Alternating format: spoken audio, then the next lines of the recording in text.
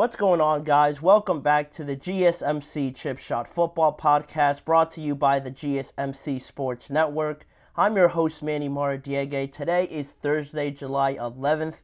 Back here on another episode to talk some more NFL, and today we're going to have a lot of stories regarding a lot of new things, a lot of progressions, a lot of new outlooks on things. Starting off with Justin Jefferson, talking about Kirk Cousins and his two new quarterbacks, Sam Darnold and McCarthy, his outlook on how everything broke down with Kirk, and looking at his two new quarterbacks in Sam Darnold and McCarthy. Then also, similarly, Davante Adams, talking about the quarterback battle that is going to take place this year between Aiden O'Connell and Gardner Minshew. He gives his thoughts on how the quarterback competition is going so far and if he has a preference or not at that spot, as well as talking about second-year running back for the Jaguars, Tank Bigsby. Could he be the missing piece to unlock this Jaguars offense in 2024? Those topics and more coming up on today's show. Before I get started, though, I want to remind you guys, if you have any questions or comments, please use the tip and donations link, GSMCPodcast.net. By using that link, I'm able to see any question or comment you make in my chat box, read it out loud, and that way get your guys' thoughts out there on anything I say or on any of the topics. It's a massive help for this show and the network as well, so if you would, please use the tip and donations link, GSMCPodcast.net. But with that being the case, we can move on and start with the first segment, that is Justin Jefferson and the quarterback situation with the Vikings. A lot of moving on. We moved on from Kirk Cousins, and now not only do we have his replacement, but we have two new quarterbacks coming in Sam Darnold and McCarthy. A lot has been made of it. A lot of people have talked about it, but everybody has mentioned something except Justin Jefferson, and I thought what he did say about Kirk moving on and then also moving on to two new quarterbacks was pretty interesting. So I decided to share that with you guys on today's show. First, starting off with Kirk Cousins, because that one was the one that really intrigued me, just because of how everything happened, how everything really broke down, and you have Justin Jefferson wanting to get paid, and then once you do pay him, you want to make sure you get the best out of him, right, and have a reliable quarterback there. And you would have hoped that was Kirk Cousins with how well they were doing, but he obviously moved down to Atlanta. And Justin Jefferson appeared on the Rich Eisen show recently to talk about everything that went down with his former quarterback. And he said, I just knew that everything wasn't the way he wanted it to be here, especially just with having to pay me and having to pay so many other different guys. I feel like he just wanted a new start, a new opportunity to start with Atlanta and a clean slate. I'm not mad at him at all for that. I'm grateful for what he has brought to me and the things that we have accomplished together, which was to be expected. There could have been some ill feelings there just because of how everything happened, but honestly, it's hard to be mad when you get paid and reset the wide receiver market. So Justin Jefferson has no ill feelings towards Kirk Cousins, and I think that, like I mentioned, was to be expected. Kirk, you can kind of sense that it was going that way, not just from Justin Jefferson's point of view, but I think from the outside looking in. We don't have that much access to it, but you could also see how the negotiations were ongoing. Nothing was really being done. No progressions were being made, and you could have anticipated more and more that this was going to be the case. I think Justin Jefferson understood that. He understands the business side of it, and fortunately for him, he got paid. Now he is the most important piece to this team. He was probably it before, but you could have made an argument with Kirk Cousins because he was the quarterback and he brought that experience and all his abilities to that team. But now it's really all on Justin Jefferson. And looking towards the future now, talking about a new quarterback and a new leader that could sort of step into that role left by Kirk Cousins, you bring in Sam Darnold off of the 49ers, and you draft McCarthy as well with the 10th overall selection in this year's draft. And already, it hasn't been declared as a quarterback battle because head coach Kevin O'Connell has given some hints out that Darnold will probably be the starter once the season starts. Again, nothing too surprising. It is sort of the protocol with all of this. You draft a first-round quarterback. You want to give him as much time as possible to get acclimated to everything, get used to everything. Just throwing him out there without any caution doesn't really do anybody any good. So you could have predicted that Darnold was going to start. And on that topic, on talking about Sam Darnold, Justin Jefferson also said a lot of good things about Sam Darnold so far. He hasn't been there, obviously, through OTAs and all the other workouts, but so far he has interacted with him. He said his communication and connecting with everybody has really stood out to him up until this point.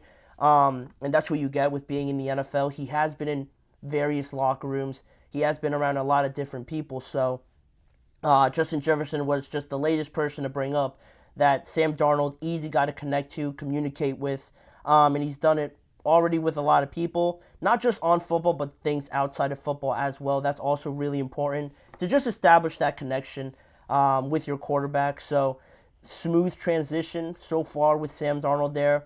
More of that chemistry will begin to build once they get into training camp. That'll start on July 27th on a Saturday. So we're just counting down the days to that. And that's going to be an intriguing one because, like I said, I don't think it's a quarterback competition right now. It hasn't been deemed as one, but I am hoping personally that JJ sort of makes it that and, makes it really hard for the Vikings to not have to start him. I'm hoping for that just because I am a fan of JJ, and I really think he is a lot better than people give him credit for. So right now, it's looking a little bit like Sam Darnold's job, but who knows in training camp with what could happen. And once the pads do come on, it'll be very interesting to see. But on that topic of JJ, Justin Jefferson also had some comments to make about him and just the development of it, how he's viewed him so far.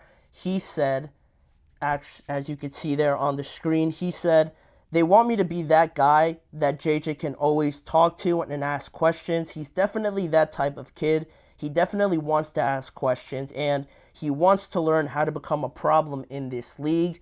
I highlighted that last part because I think that says a lot. I think that really speaks a lot to me and how, like I mentioned, I don't think JJ's the type of quarterback to just be content with being on the sidelines and being okay with a slow progression. He seems like the kind of guy that wants to be proactive, learn the playbook ahead of time, and really make this into a competition. And it seems like Justin Jefferson has already picked up on that. He wants to be a learner. He wants to ask questions. He wants to be ahead of schedule so he could be out there and playing rather than sitting on the bench. And again, I think a lot of that has to be credited to Jim Harbaugh and already coming from a similar NFL-like system in college. It's a huge benefit for J.J. McCarthy, and not only that, they actually put JJ's locker next to Justin Jefferson. So obviously that was on purpose. Obviously to establish that connection more personally off of the field rather than on the field because JJ's not a starter yet. To have Justin Jefferson right next to him, picking his brain, I think, again, that's also super fascinating because you only usually see that with the veteran quarterback and the rookie quarterback probably next to each other. So I think it just shows how high of a regard the Vikings hold JJ as well, to put him right next to Justin, establishing that connection already between the both of them. And Jefferson, I think he also can kind of tell that, as he says it in his statement, that JJ is working his way up to being that guy. Just off of the success he has, that's the most important thing to me with JJ compared to other quarterbacks as well. Just dealing with the pressures, the high success that you had in college, bringing that over to the NFL. I believe that, again, gives him another advantage over some other quarterbacks, and I think Justin Jefferson can sense that a little bit here with JJ. It's still early on in the process, but he's already picking up a few things from JJ that I think are encouraging for Minnesota Vikings fans, for Justin Jefferson as well. Getting a read on both of these quarterbacks now that he will be catching passes from is going to be super important if they want to have a successful season this year. And to close it out, Justin Jefferson mentioned how it's pretty much his mindset from transitioning from Kirk, a very experienced veteran, to two guys that are pretty new to starting, honestly, or at least having success starting, because Sam has been a starter, but he hasn't really been faced with too many prosperous situations like he finds himself in now.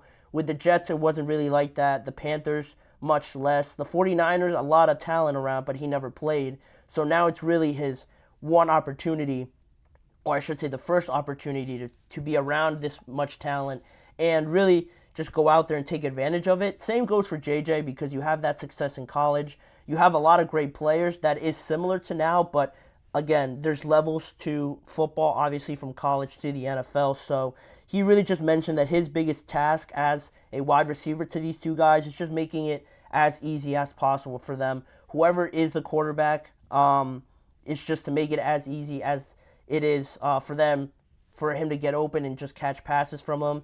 And if he does stay healthy compared to last year, because last year that was a big problem with the quarterbacks switching from Josh Dobbs to Nick Mullins, Kirk Cousins getting hurt, and then Justin Jefferson misses a lot of the season. If he stays healthy and is the kind of player that he's already proven to be, this Vikings team can be exciting. We'll see who the quarterback is and how far they get with either one of them, but things are looking different now. But with Justin Jefferson locked down for the foreseeable future, it can't be too bad for the Minnesota Vikings to have that. Jordan Addison, TJ Hawkinson, Aaron Jones, they're exciting, but they just have to put it together and execute on the field. Justin Jefferson will be a big part of that, and whoever the quarterback is as well. But with that being said, we're going to head into the first break of the show, and when we return, we're going to talk some more about the quarterback battle in Las Vegas. Davante Adams chimes in, gives his input on if he has a preference over who starts and who he believes is leading that race up until now. We'll be right back with that topic. You're listening to the GSMC Chip Shot Football Podcast.